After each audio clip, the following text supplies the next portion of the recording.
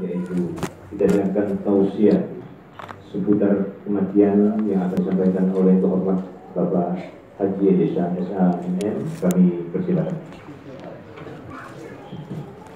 Assalamualaikum warahmatullahi wabarakatuh.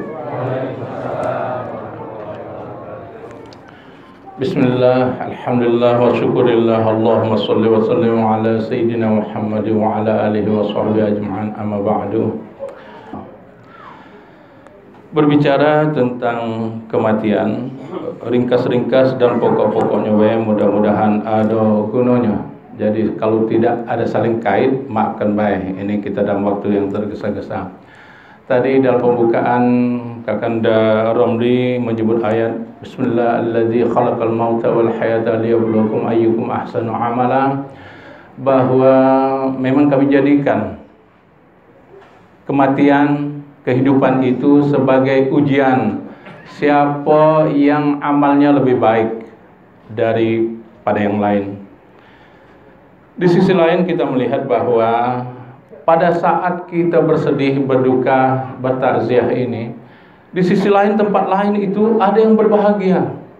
Ada yang melahirkan anak, ada yang dapat cucu, dapat rezeki. Kaget suatu saat kita balik, kita dalam keadaan bahagia, senang, punya harta dari Allah, kenikmatan, kebaikan, anak, cucu. Ingat di tempat lain ada yang susah. Mungkin tetangga kita di sebelah, fakir miskin. Perhatikan itu. Kata guru-guru kami, banyak kiai-kiai waktu masuk ke makan roti, di mulutnya dimuntahkannya lagi. Karena saat itu dia teringat, ya Allah, mungkin ini ada bagian fakir miskin, anak yatim yang belum kuperhatikan. Kata Rasulullah, kalau kita kenyangan, tetangga kelaparan, tidak usah masuk surga, mencium baunya beda boleh. Itu sikap praktis. Yang kedua tadi dibacakan oleh Adinda Rusdi Sibat, wahai orang yang beriman, mintalah kamu dengan sabar dan berdoa. Jadi dalam segala hal itu bersabar. Artinya kalau bersabar itu tidak baca nak berdoa 2-3 kali tahu-tahu minta kabulkan besok. Tidak bisa yang macam itu. Ada yang 5 tahun berdoa-doa terus tidak dikabulkan. Ada yang 10 tahun, 20 tahun tidak dikabulkan. Sampai mati tidak dikabulkan. Dikabulkannya di akhirat. Tapi kebanyakan wong Islam, wong mukmin, wong Muslim berdoa dikabulkan di waktu yang tepat dan tempat yang tepat. Misalnya ada kecelakaan, bakal besar kecelakaan ini. Ini kata Allah, sebenarnya kalau kau minta rezeki yang banyak ini tidak cocok. Yang kau minta tu kami ganti dengan balasan, kami elakkan dari tombol mobil tabrakan yang besar. Nah itu rezeki lebih besar. Mungkin 20 juta kalau kita masuk rumah sakit. Iya kalau sehat. Kalau langsung mati 20 juta hilang, meninggal pula. Allah tu maha tahu mengabulkan pada waktu yang tepat, tempat yang tepat, dan untuk kita yang tepat. Kalau ada wong bencana, dia di lautan, antara tenggelam sama tidak, angin, gelombang besar. Saat itu dia tidak galak diinjuk emas 100 suku, 200 suku, duit 2 miliar sekalipun. Yang perlu kecil-kecilan baik, bandu ikat jadilah adanya. Tempat adanya lebih mahal dari 2 miliar.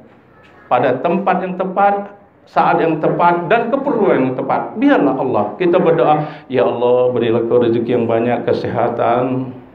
Uji Allah, jangan kami unjuk kesehatan sekarang. Kaget kau pergi ke dugem dunia gemerlap sana. Kaget kami unjuk waktu-waktu hari tua supaya kau bisa ibadah. Biarlah baca Allah Subhanahu wa taala. Itu hal yang kedua. Yang ketiga, di ujung ayat tadi disebut ulaika alaihim salawatu mir rabbihim wa rahmah. Aku hanya ngulas sedikit. Kalau kita sabar, kita berdoa, kita mohon pada Allah, kita sholat. Ini terutama aku tekankan sholat. Ulaika alaihim, ulaika itu artinya mereka-mereka itu, atau bahasanya mereka-mereka itu, alaihim, atas mereka, salawatum, artinya salawat. Salawat dari Allah, min rabbihim atau min. Kalau Allah, kalau bersalawat kita pada Rasulullah, Allahumma sholli ala Muhammad atau Allahumma sholli ala Sayyidina Muhammad, terserah yang mana. Itu semoga selamat dan sejahteralah bagi junjungan kita Nabi besar Muhammad sallallahu alaihi wasallam. Tapi kalau kita mendapat salawat dari Allah, bukan itu. Dapat ampunan, dapat kasih sayang, dapat perlindungan dari Allah Subhanahu wa taala itu. Yang ketiga itu. Bapak Ibu hadirin yang insyaallah dimuliakan Allah Subhanahu wa taala. Yang keempat, praktis-praktis, ada hadis Tirmizi lebih kurang berbunyi, man azza, siapa yang mendatangi takziah. Yo yang ucap-ucap ini ya, itu terutama yang 3 hari, falahu, baginya ajrahu, balasan amsalihah. Artinya barang siapa bertakziah, ada orang meninggal ataupun ada orang kesusahan, dibalas pahalanya sama dengan yang menderita itu, yang takziah. Ini misal kata hadis ini, amsaluhu, semisal itu. Tidak samonian, laju lemak lawang. Misalnya juga hadis, kalau kita melihat orang tua kita, rainya, mukanya, orang tua tamang betina, ya Allah kasih dia, dari perut itulah aku dilahirkan besar macam itu. Itu balasannya semisal sama dengan uang pergi umrah. Tidak sama. Misal, berarti besar nian pahalanya kalau kita memandangi orang tua. Laju orang kaget dah galak pergi umrah, lemah aku mandangi orang tua. Artinya penuh kasih sayang pada orang tua, dibalas Allah besar nian, pacaklah Allah balasnya. Tak usah diukur-ukur sebesar ini. Tapi kalau nak tahu kira-kira sebesar kalau umrah, itulah sebesarnya. Kira tak sama nian. Misal, Bapak Ibu hadirin yang dirahmati Allah Subhanahu wa taala. Yang kelima, bahwa aku hanya mengingatkan, kalau andai kata kita datang suatu pengajian, takziah atau apa, tergetar hati. Tidak saat ini, malam kaget atau besok 5 tahun, terdengar misalnya kuping kiai ini, omongan kiai atau katakanlah omongan, oh itu Haji Edi pernah ngomong macam ini. Aku nak sembahyang, aku nak taubat, aku nak berbuat baik. Cepet-cepetlah. Itu bukan dari wong yang ngajari. Wong ngajar tu ngajak baik. Ayo kita baik. Itu hidayah Allah turun, cepat tangkap, belum tentu datang lagi. Karena hidayah itu, petunjuk itu datangnya dari Allah, bukan dari kita. Hanya ngajak, ini jalan bagus, ini jalan buruk, ini masuk neraka, ini masuk surga. Rasulullah SAW sebelum ke sana, kita juga pernah, misalnya kalau ada kawan, ada cerita juga, kawan ini umurnya sama-sama 40, dari kecil sama-sama. Katakanlah di kisah nyata ini di tanah Jawa. Sikok namanya Abdullah, sikok namanya Abdullah sama Abdul Hajar ini berkawan baik. Dia sedinian Abdullah ini karena sama-sama sudah umur 40. Abdullah ini rajin sholat, yang si Abdul Hajar ini tidak, tapi sama-sama galak sedekah, galak-galak membantu wong, galak puasa, galak segala macam. Tapi sayang si Abdul Hajar jarang sholat, tidak sholat. Padahal dalam Islam amalan lain itu disimpan, tertolak sebelum diperiksa amalan sholatnya. Sekali waktu dia ngomong, kawan sahabat karib, kau lah umur 40, aku juga umur 40, macam mana sholatlah. Belum tahu umur kita. Jangan diukur-ukur dalam keadaan sekarang kita mungkin 40 masih gagak. Apa jawaban si Abdul Hajar kepada Abdullah? Oi kawan karib, kita ni dari kecil sampai besar, tak usahlah nak nasihati. Aku masih 40, kau 40. Bapak aku meninggal umur 90. Kalau diukur dengan bapak, berarti 50 tahun lagi meninggal. Kakek aku 125. Turunan panjang umur. Jangan macam itu, kata Abdullah. Marahlah si ini Abdul Hajar. Masih kau nak nasihat, sudahlah. Yang penting kita sama-sama baik, sama-sama berkawan. Kau ngerjakan sholat, aku idak, kaget suatu saat aku sholat juga. Kemudian si Abdul Hajar 2-3 hari pergi dia balik ke kampung tanah Jawa. Di perjalanan ditabrak mobilnya, meninggal. Nah ini kan tidak dihitung bahwa dia meninggal. Diukurnya dengan umur. Inti dari cerita ini, jangan ngukur-ngukur, itu masih ada bapak yang umur 70 tahun gitu, 40, 50. Lihat beliau ini, Adinda almarhum Ahmad Aden ini 47. Kalau ku bandingkan 55 aku, 8 tahun. Tapi besok beliau duluan. Ada kawan aku umur 20 meninggal. Ada kawan aku SD. Maksud kita, kalau kita berada macam ini, Kata Rasulullah, kafa bil mauti mau'izah. Itu yang keenam pelajarannya. Jadikanlah kalau ada yang meninggal itu sebagai pelajaran terbaik bagimu. Hari ini kita mengantarkan nyolat ke, mandi ke, besok lusa mungkin kita. Jadi selagi hidup di dunia berbuat baiklah, terutama salat. Kaitan dengan Rasulullah Muhammad SAW bersabda bahwa atau dalam keadaan pada saat beliau ingin menolong pamannya Abu Talib atau Abu Talib. Macam ini paman, kalau sudah sekarat, anggur kebaik, iya. Masih juga dak galak.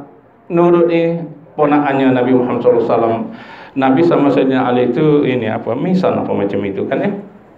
Nah, karena dak galak dipaksa-paksa Nabi, rupanya turun ayat innaka la yahdi man ahbabta. Wahai Nabi Muhammad, kau tidak dapat memberikan petunjuk hidayah kepada siapapun, termasuk orang yang kau cintai. Nabi tidak bisa menunjuk petunjuk, apalagi kita. Hati-hati. Kalau kita dengar atau melihat suatu peristiwa, keadaan atau ceramah atau di TV atau lingkungan kita, tergetar hati kita. Aku nak tobat, aku nak berbuat baik, aku nak solat. Lajulah, tangkaplah itu hidayah dari Allah, petunjuk dari Allah. Tak salah lagi. Tak kata setan ngajak solat, tak kata setan nak ngajak bersedekah. Itu yang keenam apa ketujuh. Bapak Ibu hadirin yang dirahmati Allah Subhanahu wa taala, kaget kalau sudah sholat di rumah, di masjid, dilanggar kita sholat di sana. Kemudian banyak-banyak bersedekah. Sedekah apa yang bisa yang kita lakukan Bapak Ibu hadirin insyaallah dirahmati Allah Subhanahu wa taala. Karena kata yang ngomong meninggal itu dia ada ayat dalam Al-Qur'an, Rabbi law akhartani ila ajalim qarib. Ya Allah, kalau bisa tunda dulu aku, atau balikkan aku semenit 2 menit jadilah ke dunia ini. Nak ngapa dia nya? Pak sedekah, nak sedekah. Ngapa dia dah ngomong nak haji, nak solat ni? Tidak. Dia lah tahu bahwa di alam kubur itu dia mendapat balasan luar biasa kalau bersedekah. Di sana terang, ditemani oleh sedekahnya. Yang balak-balak nak menghimpit dia, pertanyaan yang tak keruan-keruan itu dibela oleh sedekahnya. Jadi perbanyaklah sedekah, banyak lanjut uang fakir miskin. Diketahui tidak riya apa dia, lajulah, yang penting orang lain berguna. Kekeliruan kita, itu riya. Kita tidak berbuat. Itu pengen dipuji. Gawi kita nilai uang baik. Tetangga kita, kakak kita, kawan kita, orang lain ditulis tidak benar itu. Padahal kita tidak melakukan yang benar. Ceritanya kita hanya untuk mengkritik orang baik, tidak melakukan. Itu yang ke-8.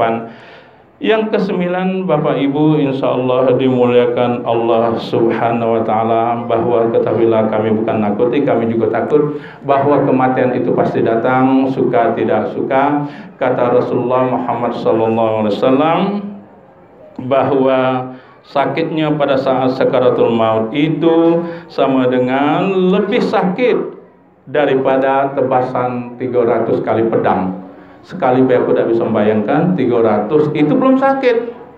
Sakitlah adalah dicabut nyawa. Itu kalau kita tidak beribadah kepada Allah dan berbakti. Atau sama dengan kambing lagi jalan, kita tangkap, kita kolitnya. Terjadi dengan kita. Bayangkanlah, tidak bayang sekarang malam-malam waktu sakit, waktu sehat, atau di tempat lain waktu kita ngerenung. Dan itu pasti datang di kita.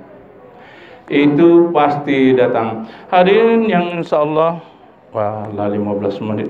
Hadirin yang insyaallah dimuliakan Allah, rasanya cukup sekian. Mudah-mudahan ada manfaatnya, ada baiknya, karena